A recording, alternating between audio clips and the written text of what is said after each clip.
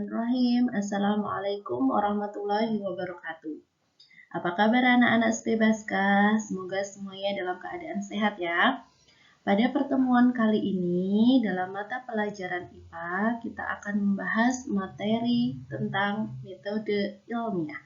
Nah, sebelum kita masuk pada materi metode ilmiah, kita review sebentar untuk materi kemarin.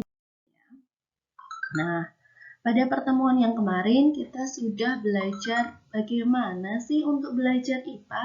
Nah, belajar IPA itu nggak hanya sekedar dihafal ya nak ya, tapi ada beberapa cara.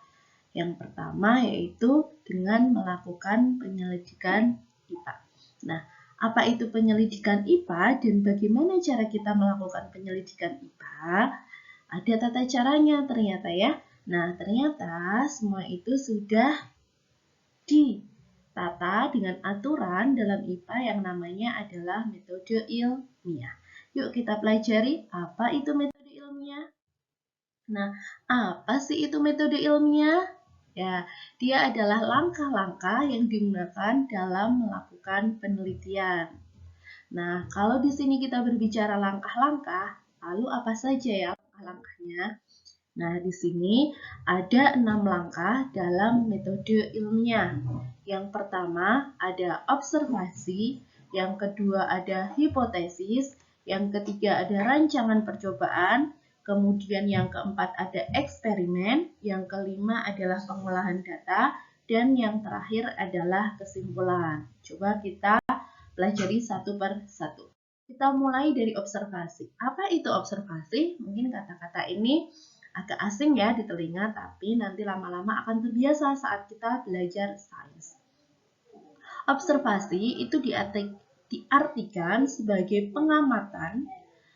Nah, pengamatan sendiri itu apa? Pengamatan adalah hal-hal atau kejadian yang kalian ingat. Kita menggunakan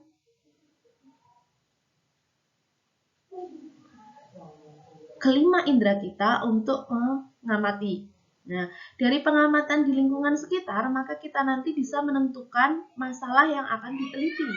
Dalam konteks percobaan IPA, masalah ini dapat dituliskan dalam bentuk pertanyaan atau dalam bentuk pernyataan untuk diuji yang disebut juga dengan tujuan percobaan atau perumusan masalah. Nah, dalam menyusun tujuan atau perumusan masalah itu memuat beberapa variabel yang harus diperhatikan ya. Ada 3 variabel dalam perumusan masalah. Yang pertama ada variabel bebas, variabel terikat, dan juga variabel kontrol. Nah, apa itu variabel bebas? Variabel bebas yaitu variabel yang bebas untuk diubah. Kalau variabel terikat, itu adalah variabel yang akan diukur nantinya. Kalau variabel kontrol itu adalah variabel yang harus dijaga sama. Ya, itu adalah 3 jenis variabel. Ya, coba nanti dihafalkan dan diulang-ulang ya. Oke, lanjut ya. Nah, contoh tujuan percobaan dan juga perumusan masalah itu contohnya seperti ini. Misal kita punya judul, di lingkungan kita ada yang harus diteliti nih. Judulnya, pengaruh kadar pupuk NPK terhadap tinggi tanaman jagung. Nah, merumuskan masalahnya bagaimana? Tinggal ditambahkan kalimatnya depannya. Adakah pengaruh kadar pupuk NPK terhadap tinggi tanaman jagung? Diberi tanda tanya. Nah, dari sini kita bisa melihat variabel bebasnya apa. Nih, variabel bebasnya itu adalah kadar pupuk NPK ya. Jadi, kadar pupuk NPK itu nanti bisa diubah-ubah sesuai dengan keinginan kita. Ada yang 10 gram, 20 gram, dan seterusnya konsentrasinya ya. Yang namanya adalah variabel bebas.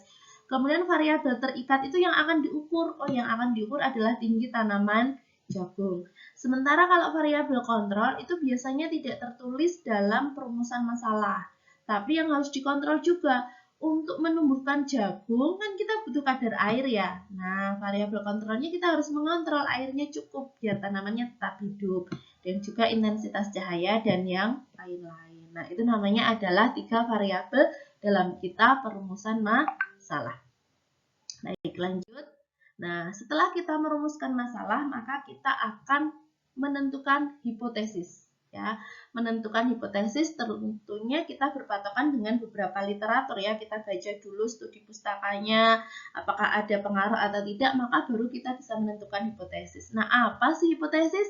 Hipotesis itu merupakan perkiraan sementara atau dugaan dari jawaban terhadap tujuan percobaan yang akan diselidiki. Contohnya, kalau tadi kita mendapatkan judul pengaruh kadar pupuk NPK terhadap tinggi tanaman jagung, kemudian rumusan masalahnya adakah pengaruh kadar pupuk NPK terhadap tinggi tanaman jagung? Ada enggak? Ini pertanyaannya itu adakah?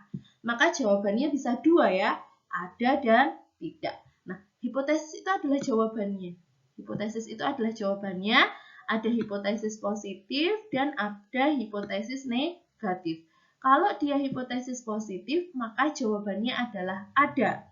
Tapi kalau negatif adalah tidak ada. Nah, coba kita lihat. Hipotesis positifnya apa? Nih, hipotesis positifnya adalah ada pengaruh kadar pupuk NPK terhadap tinggi tanaman jagung. Yang kedua, kalau yang negatif berarti tidak ada pengaruh kadar pupuk NPK terhadap tinggi tanaman jagung. Itu namanya adalah hipotesis. Ya, hipotesis adalah dugaan sementara.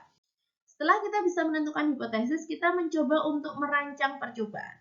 Ya, ingat, dalam merancang percobaan kita perlu mempersiapkan segala alat dan bahannya serta langkah-langkah percobaannya secara urut dan terperinci. Nah, tahapan dalam merancang suatu percobaan itu apa? Yang pertama jelas, tentukan dulu judulnya yang akan kita teliti.